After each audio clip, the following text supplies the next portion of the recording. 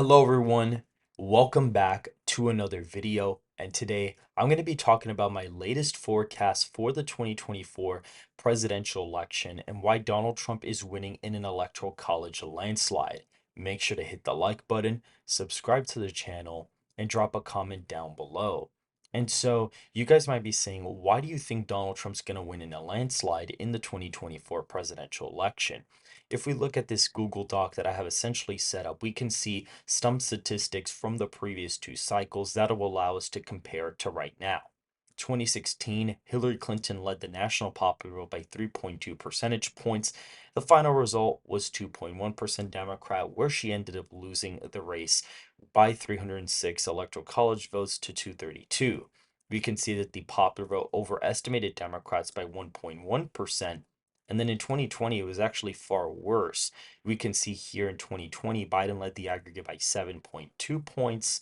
The final popular vote was 4.5, which is a 2.7 percentage point polling error in favor of Biden. And right now, Trump is ahead by 2.2% according to the same aggregate on realclearpolitics.com, which is 6.7 points to the right of the 2020 popular vote.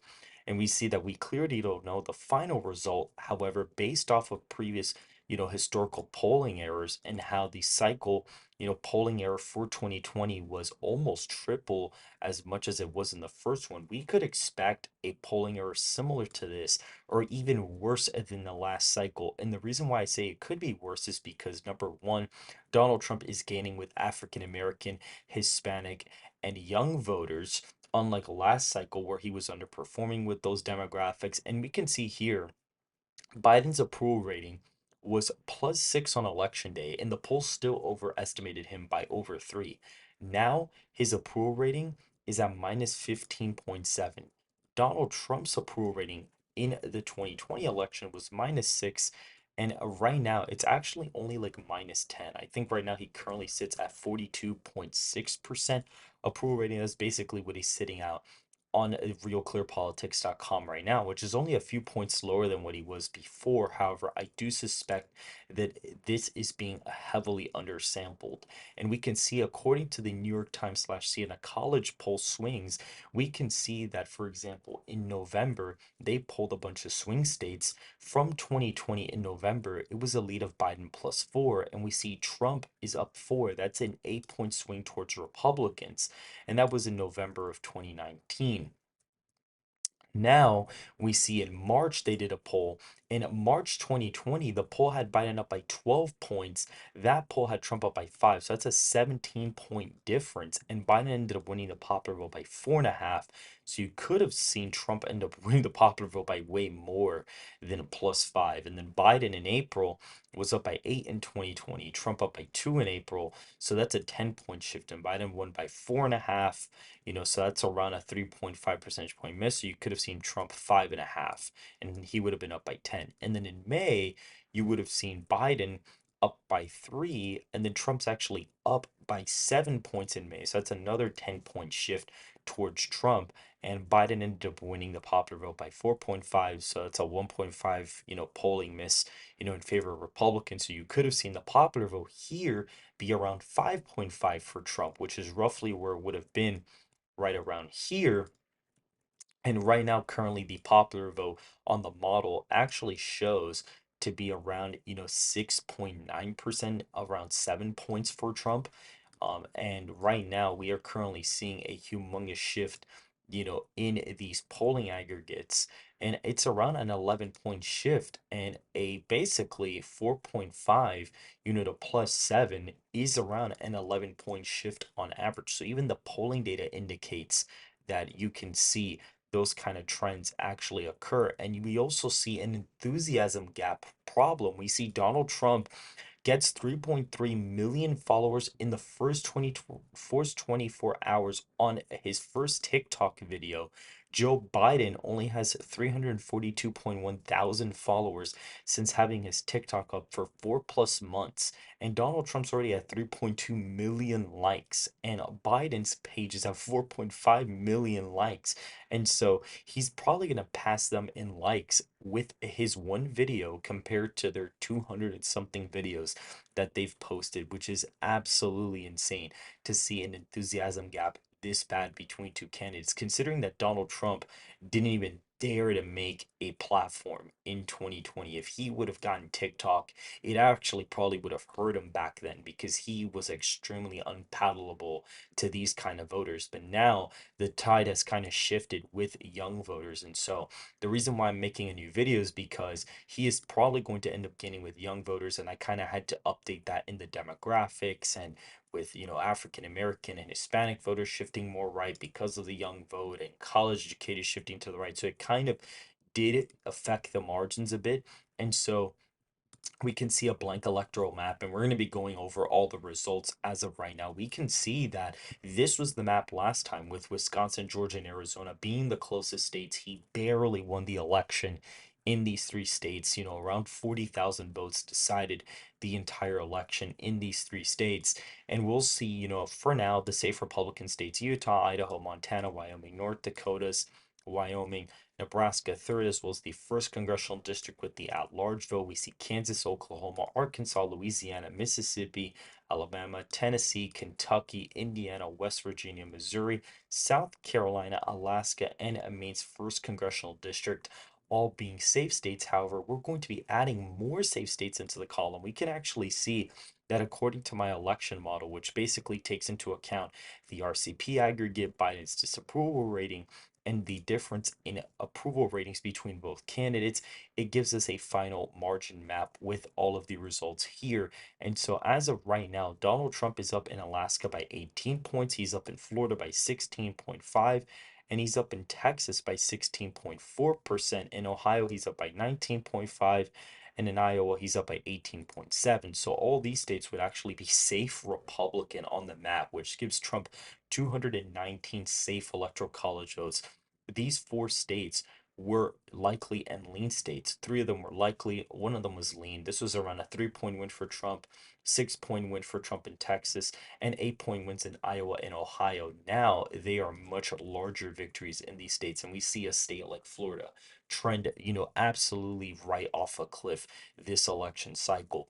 The safe Democrat states that we have are going to be California, Maine's first congressional district. We see Maryland and Massachusetts are still deep Democrat, and Vermont, including a DC, which is plus 72 for Biden. So we're going to be filling those in as of right now for the incumbent president, which only gets him to 82 safe electoral college votes, believe it or not, which is actually quite insane. Now, the likely Democrat states on the map are going to be Washington at 8.3% for Biden, Oregon at 5.9 for Biden. We see Hawaii actually vote for Biden by only 13.1 percentage points. New York in this scenario is only a 10.2 percentage point victory, and we see Connecticut be a 10-point win, Delaware be 7, and we see Rhode Island be a 9-point win. So these are going to be likely victories. And those are all of the likely states on the map. There are no likely Democrat states in the inland part of the entire country, which is absolutely insane to even think about. And Donald Trump is within striking distance of already winning the election with this safe and likely states already filled out. And with, Wisconsin, Michigan, Pennsylvania, North Carolina, Georgia, Arizona, and Nevada, you can see all these states were decided by under, essentially 3 points, besides Florida. These were all decided by under 3 points. You had Nebraska second be a likely victory for Joe Biden in the last election, but you're going to see Wisconsin be around a 10.5 percentage point win, Pennsylvania at a 10-point win for Trump. He wins in Michigan by 8.6 percentage points. We see North Carolina at a 12.5 percentage point victory for Trump. We see Georgia at a 9.1 percentage point victory for Trump, and we see Arizona at 8.4 percentage points for Donald Trump. We see a state like Nevada, 11.1 percentage points for the former president, and we see Nebraska second be a 6.6 percentage point victory for Donald Trump in this scenario, which brings him to 313 electoral votes. And if you notice, all of the states that are going to be decided by under 5 points are Colorado, New Mexico, Minnesota, Illinois, Virginia, New Jersey, and New Hampshire, including Maine at large. So you're already seeing a humongous shift from the previous election. And like Wisconsin, Michigan, Pennsylvania, completely,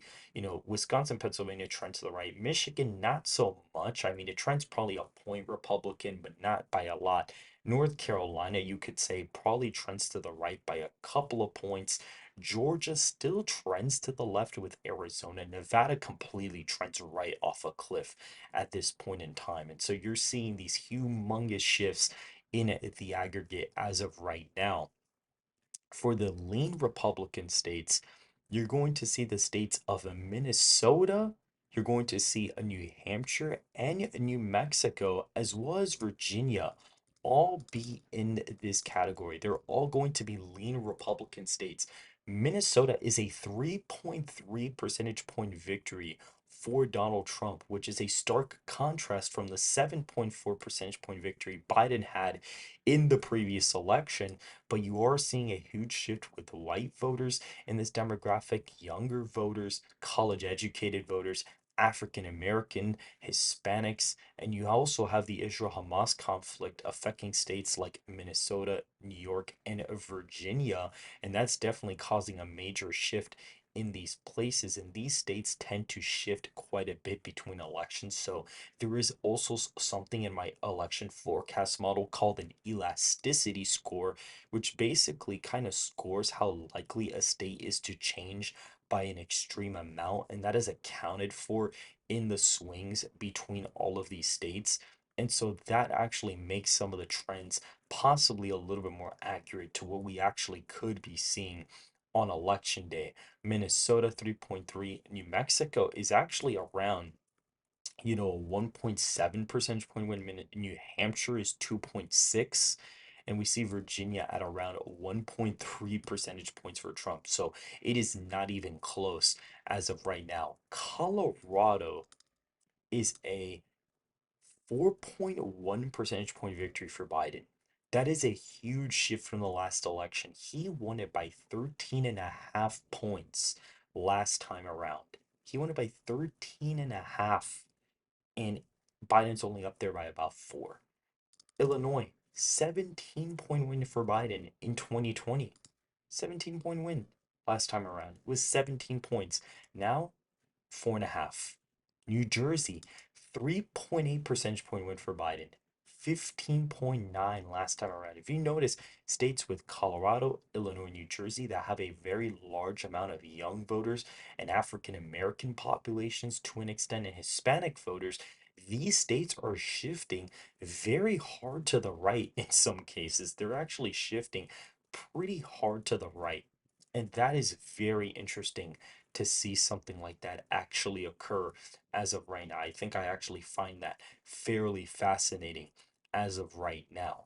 And the final state on the map is going to be Maine at large, which in this election prediction, he ends up barely picking off Maine at large. Maine's second is a 19-point win.